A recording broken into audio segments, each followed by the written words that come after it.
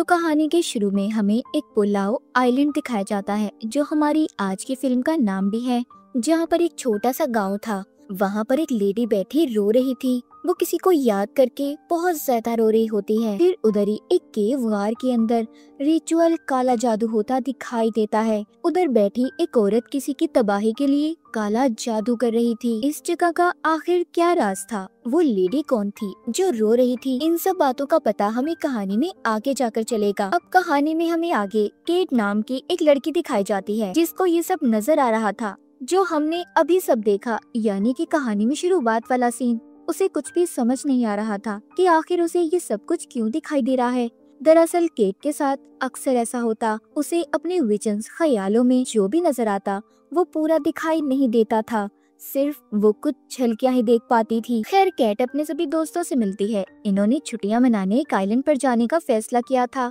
जब ये सभी वहाँ पर पहुँच जाते हैं तो उधर ही केट की दोस्त को अपनी सुतेली बहन मिलती है, जो अपने ग्रुप के साथ आई हुई थी। ये एक दूसरे को बिल्कुल भी पसंद नहीं करती थी और एक ही जगह पर आना इन दोनों का एक दूसरे को बिल्कुल अच्छा नहीं लग रहा था। मगर फिर भी खैर, सभी अपने कमरों में चले जाते हैं। केट को फिर से यहाँ अपने विजन्स ख्यालों में किसी आदमी की आवाज आती है, जो किसी मौली नाम की औरत को पुकार रहा था। वो आदमी कह रहा था, हम कभी अलग नहीं होंगी। केट इन सबसे घबरा गई थी। तभी उसके कमरे में उसकी दो दोस्तें आ जाती हैं। उधर बाहर केट का दोस्त, जिसका नाम काई था, जो स्विमिंग पूल के पास बैठा अपने दोस्त से बातें कर रहा था। वो उसे बताता है कि वो केट को बहुत पसंद करता है और बहुत जल्दी उसे भी वो सब बता देगा। वो उसके लिए एक ब्रेसलेट भी लेकर आया था। जब रात होती है, सब बैठे खाना खा रहे थे, तो यहाँ पर केट का दोस्त जब सिगरेट पी रहा था तो उसके पास एक औरत खड़ी थी, जो उसे सिगरेट पीता देखकर बिल्कुल भी अच्छा महसूस नहीं कर रही थी। यहाँ पर हैरानी की बात ये थी कि केट का दोस्त उस औरत को देख नहीं पा रहा था, मतलब कि वो एक आत्मा थी और उसी लड़के की मॉम, जिसको अब सिर्फ केट देख पा रही थी, जो कि काफी अजीब बात थी। अब अगली सुबह केट के सभी दोस्त और उसकी दोस्त की सुतेली बहन का ग्रुप, सब लोग मिलकर एक दूसरे आइलैंड पर जाने के लिए निकल जाते हैं। तभी वो सब जाते हुए अपने पास ही वही पुलाव आइलैंड देखते हैं, जिसको कहानी के शुरू में देखा, जो उनका ध्यान अपनी तरफ कर रहा था। यहाँ पर वो सभी बोट चलाने वाले आदमी से उस आइलैंड पर जाने का कहते हैं, लेकिन वो उन्हें अंदर ले जाने से मना कर देता है, ये कहकर कि वो जगह बहुत खतरनाक है और वैसे भी वहाँ पर जाना मना है, इसलिए मैं आप लोगों को उस आइलैंड पर नहीं ले जा सकता। तभी काई उसे यहाँ पर ज्यादा पैसे देने की लालच भी देता है, मगर वो बोट चलाने वाला आदमी फिर भी नहीं मानता। वो तो उस आइलैंड का नाम सुनकर डर सा गया था। खैर, ये सभी समंदर के बीच ही रुककर पानी में तैरने लगते हैं।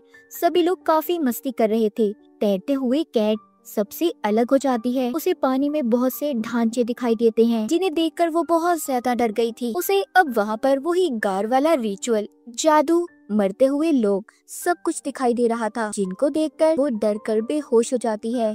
जब काई पानी से बाहर आता है तो सब उसे बताते हैं कि केट अभी तक पानी से बाहर नहीं आई। अब वो दोबारा से समंदर में केट को ढूंढने चाहता है। कश्ती चलाने वाला आदमी भी अपने एक आदमी को लेकर केट को ढूंढने चला गया था, जो कि बहुत ज्यादा परेशान लग रहा था। उसकी परेशानी देखकर ये अंदाजा तो लगा सकते थे कि कुछ तो गलत है।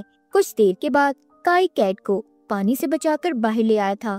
उसकी हालत बहुत खराब थी और बहुत ज्यादा डरी हुई नजर आती है। यहीं पर बोट चलाने वाला आदमी उन्हें बताता है कि ये जो आइलैंड है ना, उसकी अपनी ही एक कहानी है, इसीलिए मैं आपको उस जगह पर लेकर नहीं गया। वो बताता है कि एक औरत ने उस आइलैंड पर कर्ज दिया, बद्दुआ दी, जिसने आइलैंड पर रहने वाले सभी लोगों की जान ले ली और जो भी लोग मारे गए उनकी लाशें आज तक किसी को नहीं मिली। और अभी भी कुछ लोगों का कहना है कि उस आइलैंड पर कर्ज अभी भी फैला हुआ है, इसलिए सबको उस आइलैंड से दूर रहने का कहा जाता है।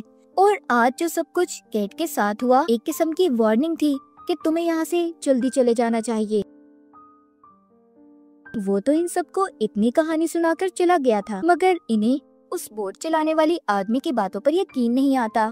सभी यहाँ पर गेम खेलने लगते हैं और शर्त लगाते हैं कि जो इस खेल में हार गया, उन लोगों का ग्रुप कार्स आइलैंड पर एक रात गुजारने जाएगा। खेल शुरू होता है। केट के दोस्त इस गेम को हार गए थे। केट की दोस्त की बहन का ग्रुप अब उन्हें शर्त के मुताबिक उस आइलैंड पर जाने का कहता है। केट जाते हुए अपनी दोस्त से ये कह रही थी कि मुझे अजीब अजीब ख्याल आ रहे हैं, जैसा कि उसी आइलैंड के।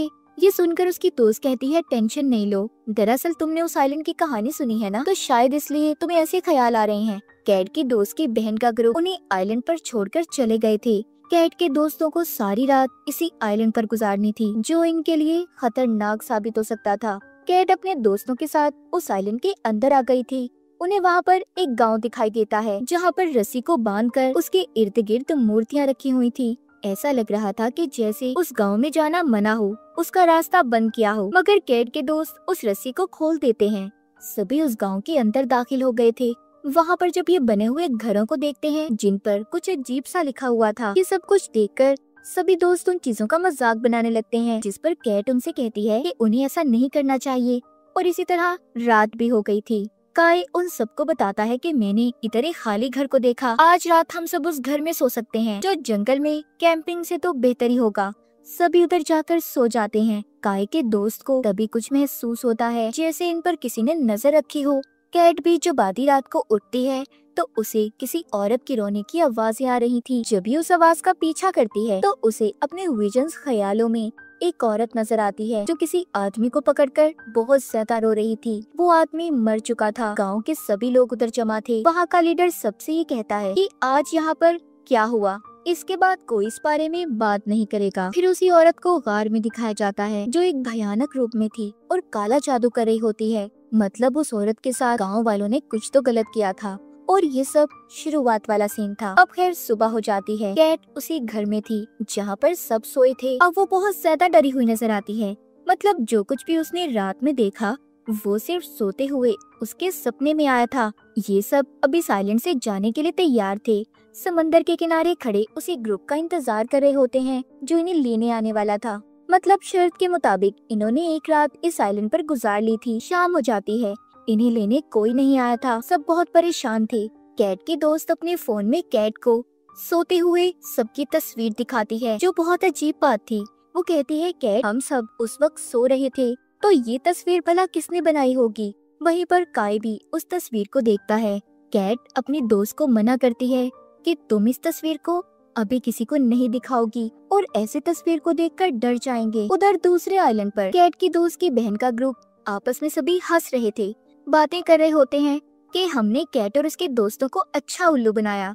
ये बात बोट चलाने वाला आदमी भी सुन लेता है। वो इनसे पूछता है कि आखिर तुमने उन्हें छोड़ा कहाँ था, तुम ऐसे इतनी बड़ी बेवकूफी कैसे कर सकते हो। वो जल्दी से कैट को फोन भी करता है, मगर किसी का भी फोन नहीं लग रहा था। अब वो उनके लिए एक वॉइस मैसेज छोड़ता है कि अगर तुम लोग उस आइलैंड पर हो तो वहाँ एक गाँव है, उधर मत जाना। वो जगह खतरनाक है, क्योंकि वहाँ पर एक औरत ने काला जादू किया हुआ है और वो उसी जगह पर मौजूद है। लेकिन वो आदमी इस बात को नहीं जानता था कि अब तक बहुत देर हो चुकी है। कैट और उसके दोस्त तो पहले ही उस गांव में जा चुके थे। अब उधर ही पुलाव आइलैंड पर कैट और उसके दोस्त उसी घर में रात गुजारने का दोबारा सोचते हैं, जहाँ पर वो पहले रुके थे। जब सब सो गए थे, कैट के दो दोस्त बाहर आकर घूमने लगते हैं। तभी वो गार्ड, जहाँ पर पहले हमने एक औरत को काला जादू करते देखा था, वो औरत जाग गई थी। दरअसल वो पूरे 20 साल बाद जागी थी।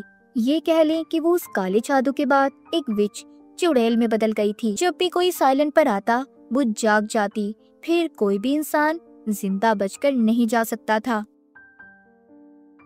अब वो विच कैट के दोस्त को खींचकर अपने साथ ले जाती है। उधर कैट जब सो रही थी तो डर कर जागती है, क्योंकि उसने अपने सपने में गांव वालों की मौत को देखा था।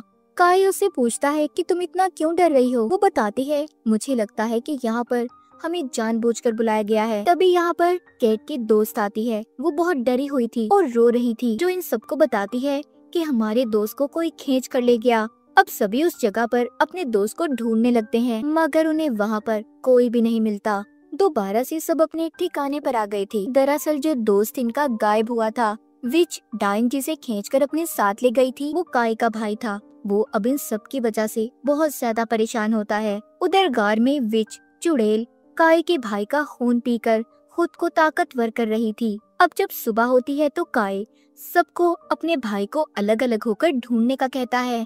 सभी उसे ढूंढने निकल गए थे, सिवाय एक दोस्त के। वो उसे उसी घर में रहने का कहते हैं कि अगर काई का भाई वापस आए तो वो उन्हें बता सके। बहुत मेहनत के बाद भी वो उन्हें कहीं नहीं मिलता भी तो कैसे, विच ने उसे मार दिया था। जब कैट और उसके सभी दोस्त वापस घर पर आते हैं तो देखते हैं उस घर में भी खून पड़ा था। मतलब वो विच इनके उस दोस्त को भी अपने साथ ले गई थी, जिसे ये छोड़ कर गए थे।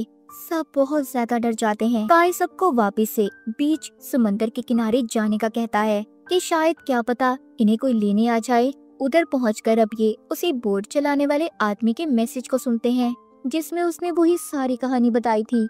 इन्हें गांव से दूर रहने